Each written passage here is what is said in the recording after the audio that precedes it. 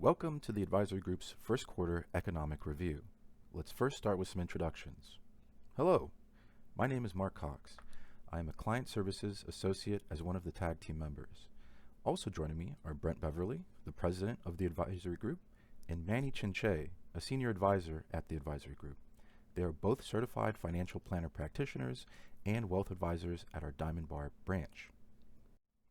So, at our firm, we partner with clients and believe an educated client is our best client. While we always try our best to help you, when it comes to your finances, we believe that knowledge is power. So, one of our missions is to share with clients any knowledge that can help them make an informed decision. We believe that the more you know, the more you will like what we do and how we do it. As a reminder, it's always important to review that there are 5 key areas of financial planning, and they are preservation planning, retirement planning, tax planning, estate planning, and investment planning. As a comprehensive financial services firm, we try to always consider the impact any recommendation we make on not just one, but all of these areas for our clients. In today's workshop, we will be primarily focusing on the investment planning. So, to get us going, please allow me to bring on Mr. Chinche. Thank you, Mark. So in case you haven't heard, volatility is back. So let's take a look at the equity markets. As you can see from the charts here on your screen, the first quarter was quite the roller coaster ride for investors. We entered 2025 with continued strength from 2024, and in mid-February, equity markets achieved another round of all-time highs. But then after 2 robust years for equities, investor sentiment quickly did an about-face. Uncertainties and changes quickly dominated the headlines, and equities experienced a quick downfall during the last 6 weeks of the quarter. Now, the transitional period between new administrations typically brings adjustments, and with those changes comes volatility. As promised, the United States new administration has an aggressive agenda, and President Trump's first priority was to implement quick and sweeping changes. Equities reacted to the uncertainty during the quarter by going near or into correction territory as investors became wary, particularly over global trade wars, new tariffs, and their effect on the economy. Now, anyone who has worked with us for a while has heard us say downturns are not uncommon, but they are uncomfortable. Seeing these downturns, a lot of people have been feeling pretty uncomfortable. That feeling is perfectly normal. But let's look back at several decades of market history to get some perspective. As we look back 40 years, we see numerous periods of volatility and downturns. However, we're once again reminded that over a 40, 30, or 20-year time frame, even with those downturns, historically long-term investors have done well. Now, we stress this market volatility regularly. As recently as our webinar in January of this year, we included the information that, let me quote, when the S&P index falls more than 10% from a recent high point, it is said to have entered correction territory. There have been 24 market corrections since November of 1974. Now, they historically happen on average about every 18 months. The term correction is used because historically the market drop often corrects and returns equity prices to their longer-term trend at some point in time. The S&P 500 did not experience a correction in 2024. Now, analysts say that corrections are healthy and even necessary for bull markets. They help shape out some of the so-called froth in the stock market where prices run up too dramatically and get ahead of themselves. Analysts are also sharing that a correction isn't necessarily something to dread.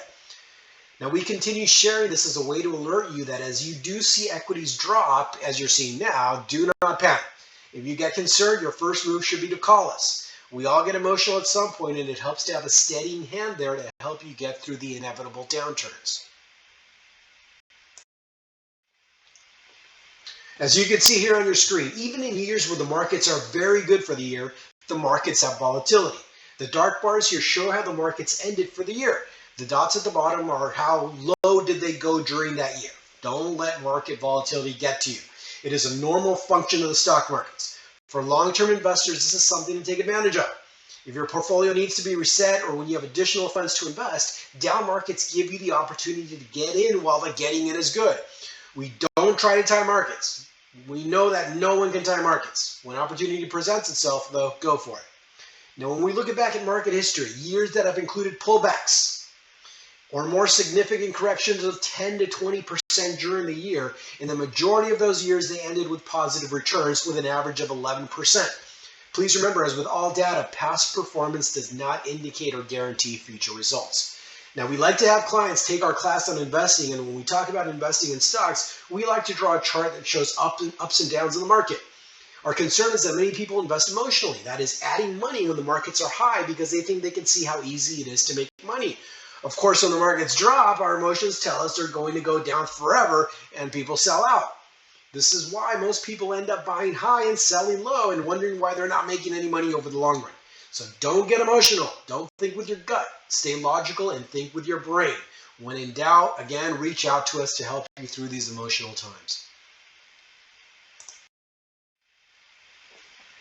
Now, the Fed did not raise the federal funds rates in the first quarter, and they remained in the target rate range of 4.25% to 4.5%.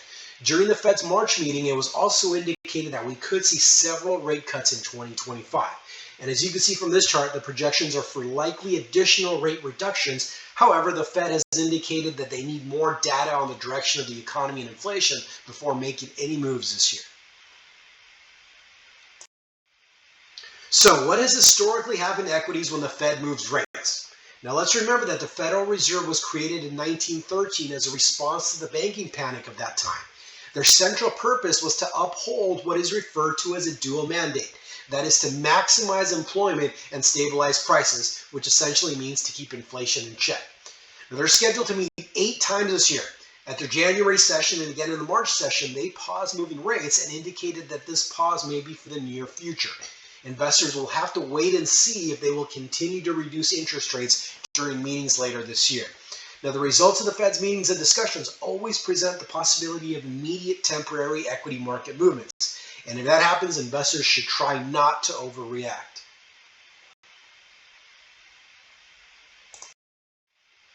So how is inflation doing?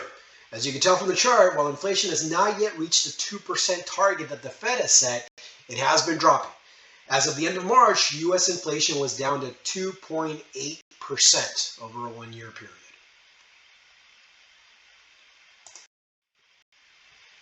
As you are sure to remember from our earlier presentations, bonds and interest rates move in the opposite direction. When interest rates rise, existing bond prices tend to fall. And conversely, when interest rates decline, existing bond prices tend to rise. Yields ended the quarter slightly lower than where they started. On March 31st, the 10-year note was 4.23%, the 20-year Treasury ended the first quarter at 4.62%, and the 30-year note closed at 4.59%. The current outlook for bonds in 2025 remains unclear. Various factors, including interest rates, inflation trends, and clarity on tariffs, currently remain sensitive to ongoing uncertainties. Bonds can be part of a well-diversified portfolio because historically they have lower volatility than stocks. And to take us to the end of our session, let me bring up Mr. Beverly. Brent? Oh, thank you, Manny. All right. The global economy continues to have unrest, have its share of uncertainty around the next quarter.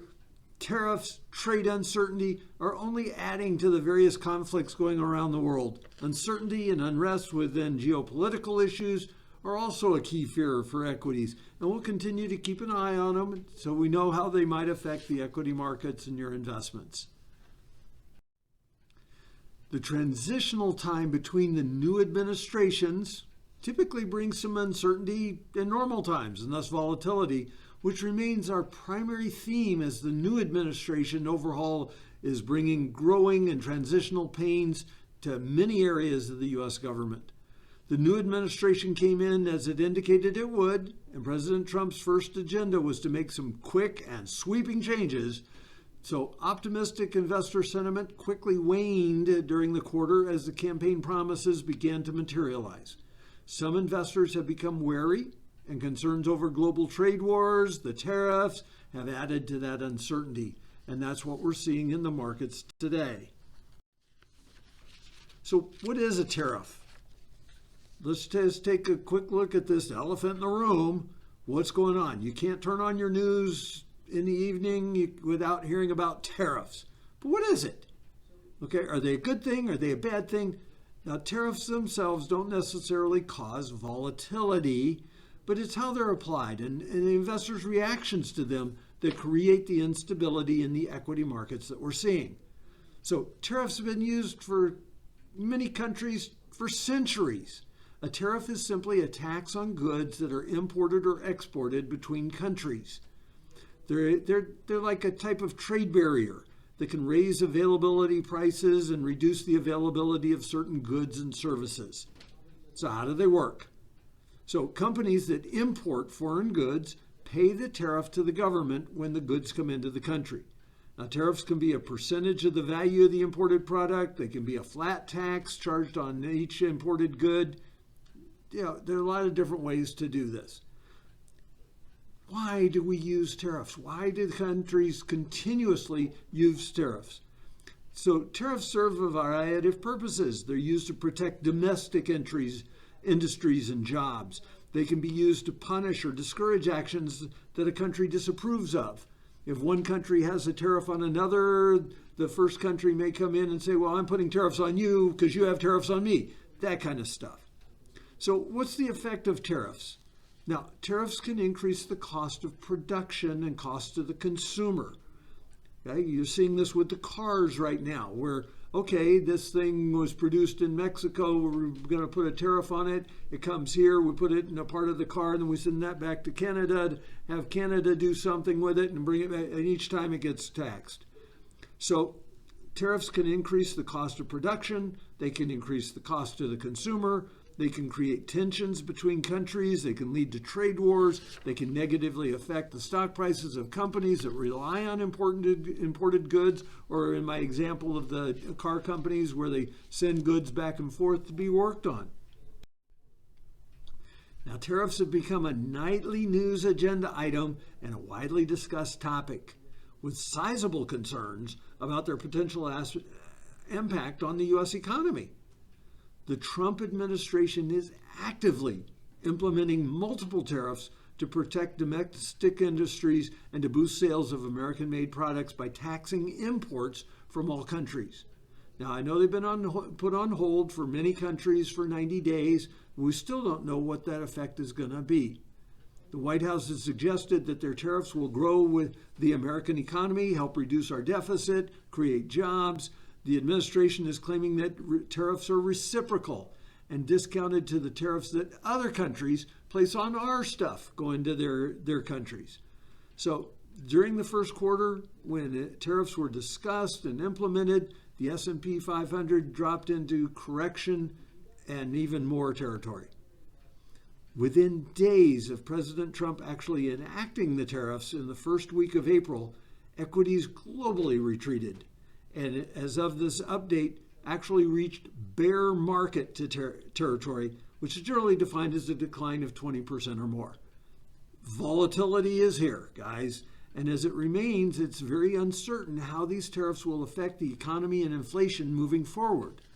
So as always, we remain committed to keeping you informed as to what's going on and to keep a watchful eye on things that are happening, like the tariffs, like the wars that Manny talked about, and so on.